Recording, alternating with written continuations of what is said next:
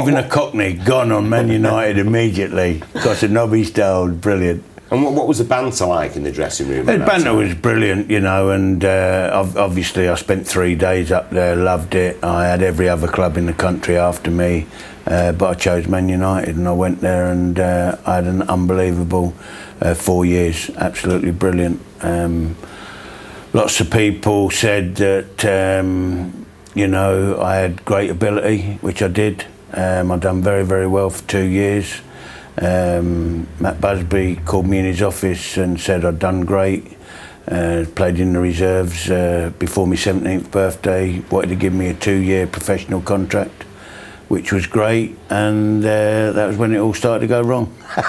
What exactly went wrong? Well, no, what went wrong was, basically we trained for a couple of hours in the morning, and in the afternoon I'd jump in somebody's car, we'd go racing and come out of there and go dog racing at night, and then go to the nightclubs and all that. And people say, oh, Matt Busby didn't look after you. It was nothing to do with Matt Busby. Matt Busby and the staff at Man United looked after me fine. It was Barry Fry went off the rails, and I've only got myself to blame for not making it there. But there was a lot of great players there at the time, and none more so than George Best. And can you remember the first time you saw Best play? Yeah, I again the boss called me in the office and he said, you've been here a year and you're a flash Cockney so-and-so, and got these 2 shy Belfast boys coming over, Eric McMordy and George Best. I wanted to look after them. Well, when I first went to United, Johnny Giles and Nobby Stiles looked after me, and I had the job of sort of looking after George, and I'd done such a good job that after 2 days he ran back home homesick. But he's a great friend of mine. He'd done a lot of things for me, particularly in my managerial career. He come and guested at Dunstable. God almighty, who would play at Dunstable? We'd finish bottom of the league. Jeff Astle as well. 8 years on the trot, but George come and helped me out and got me going, and of course we got promoted in the first year because of the publicity George gave us. And he come and played for me at Barnet in my testimonial as well. And George was fantastic. Anybody that told you in them early days, I mean, he was such a skinny, wiry kid, but you couldn't get the ball off him. He was absolutely fantastic, a genius, simply the best. And that's right, I don't want to hear any more on this show about Diego Maradona. Saw him not get a kick of the ball here at Old Trafford against Brian Robson. Yeah, Barry Fry, although he infers almost there, doesn't he, that he's the reason why Bestie went off the rails. He looks after him, he goes to the dog track, brings him round the nightclubs.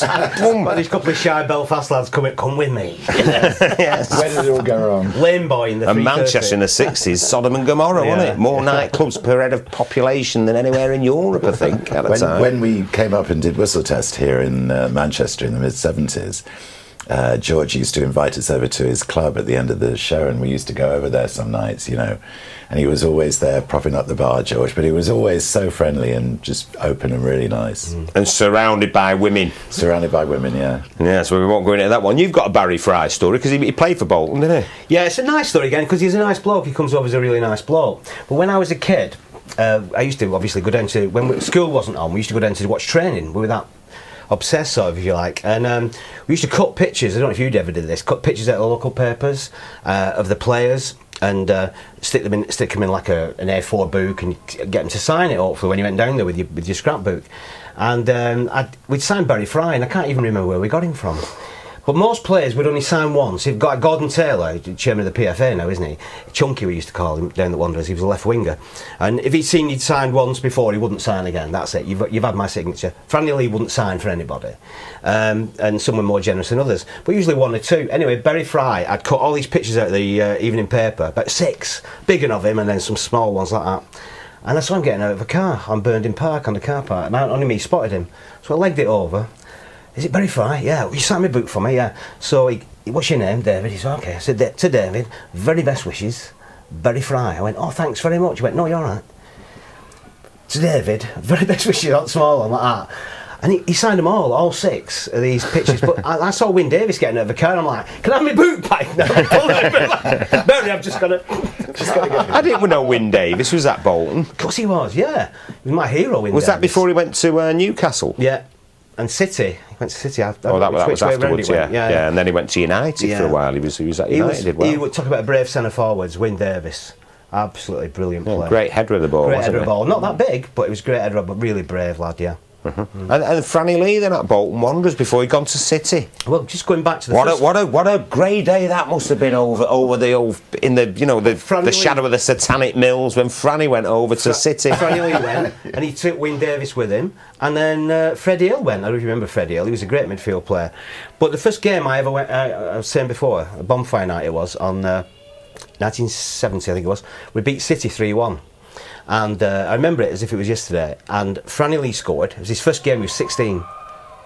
It wouldn't have been 1970 if Franny Lee 60. scored. Sorry. 60. Start again. 1960. Giving your age away now. I know. It was 1960. Franny Lee scored with a diving header, not a penalty. And Nat Lofthouse scored. Two complete different generations. And people say I got that wrong. That I'm missing. Memories playing tricks with me. But no, they both played in that game. And Colin Bell scored for City. All things we don't like to hear on this show. You're making us sound like it's like a football version of the World at War today. 1960. Oh dear. I thought I was old. Thank God I think I'm like the young one now. Now, former City boss Sven-Göran Eriksson has recently become the director of football at Notts County, but it's hard to forget those 2 defeats in a season against the bitter Blues.